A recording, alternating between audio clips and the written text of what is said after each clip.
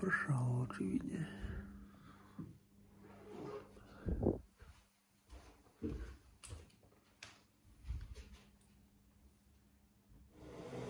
Dobrý zámok na záchode. No to počasie dneska nevyzerá bohojako. Ešte aj poprchá. Odchádzam. Dobré miesto to bolo. Tu som včera ešte ležal. A teba som tu zabudol. Širák, klobúk, či čo si to. No a teraz si dám asi mikinu, lebo je 18 stupňov zima. Idem do mesta, dám si kávu, raňajky a naplánujem čo dneska, ale v tomto počasí neviem. Dobré bývanie. No a späť do mesta.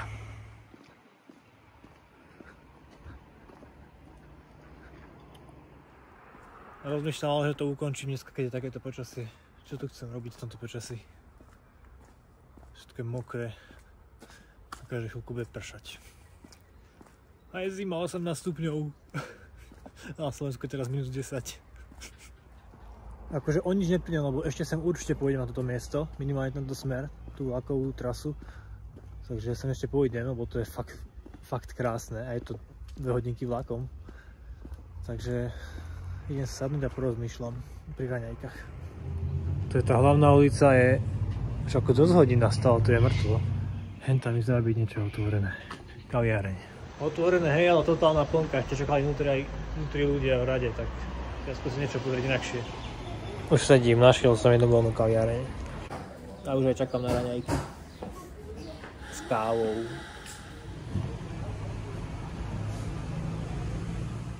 Presne takto mám rád vajíčka robené. Že až roztiekajú sa. Vybavené som najedený. A rozhodol som sa nakoniec, že idem nakoniec teda preč. Poprchá, bude ešte viac pršať. Ešte sem prídem určite v budúcnosti, definitívne. Takže idem na vlak a idem do Lidkomu, do slovenskej komunity. Presne o 12. tam prídem. Pokecám a potom pojem domov. Takže super miesto, fakt.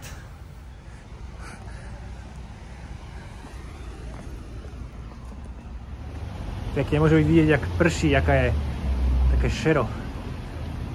A toto je už vlaková stanica. Môj vlak.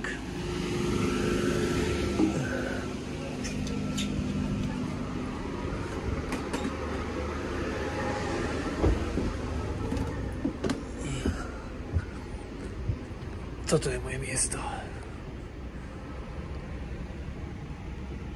Tak a teraz tak cca 2 hodinky vlakom.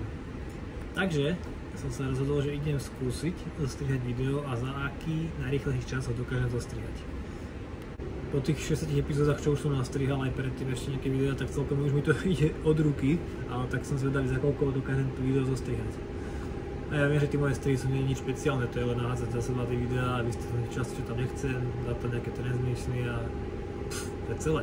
Nič extra, ale tak mne to stačí a tak to aj chcem. Takže som zvedavý.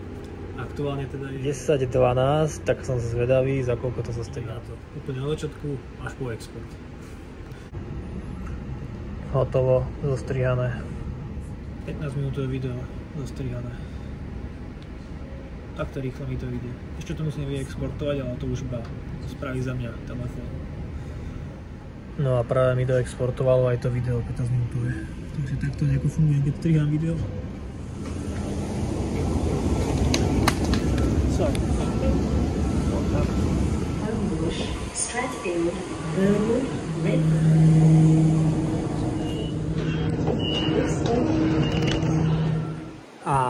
Lidkom, korejská štvrť, starý domov.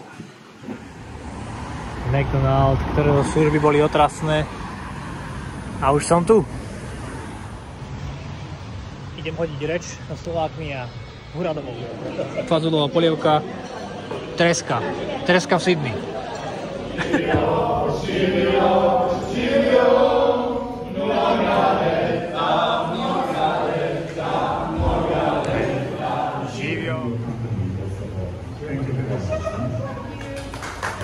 Najedený, porozprávaný, môžem ísť domov.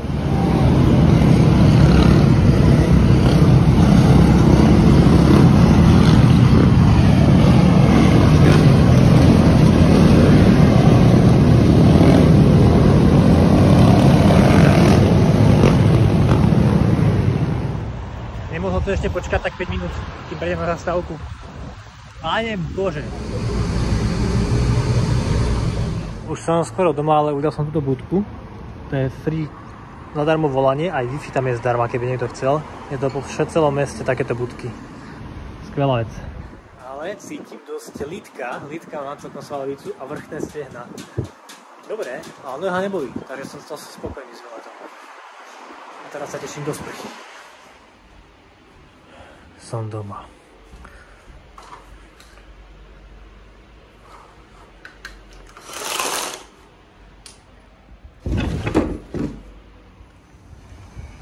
Dneska mi hovoril spolubývajúci, že bude extrémna búrka v noci. Som zvedavý teda. Jaj, som doma. Dávam si dneska večeru burger zase s hranolkami. Som hladný a proste ten burger je strašne dobrý. Čo som chcel povedať? Vlastne iba trošku zrekapitulujem aj ceny, ak by niekto chcel vedieť. Vlak od tajto, kde bývam, tam má stál $6. To isté aj naspäť. Strašne lacné podľa mňa. Ale tu sú tí vlaky strašne lacné. Ďalej ubytovanie $40.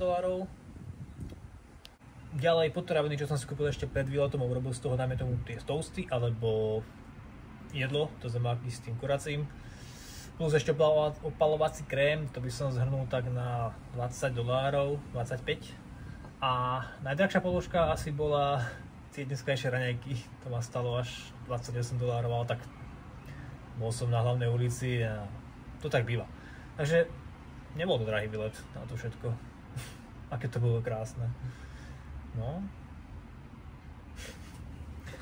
a teraz prichádza môj čas, idem sa najesť, pozrieť seriál a začať nový týždeň. Dúfajme, že už je pracovný a na dlhšie. Good night.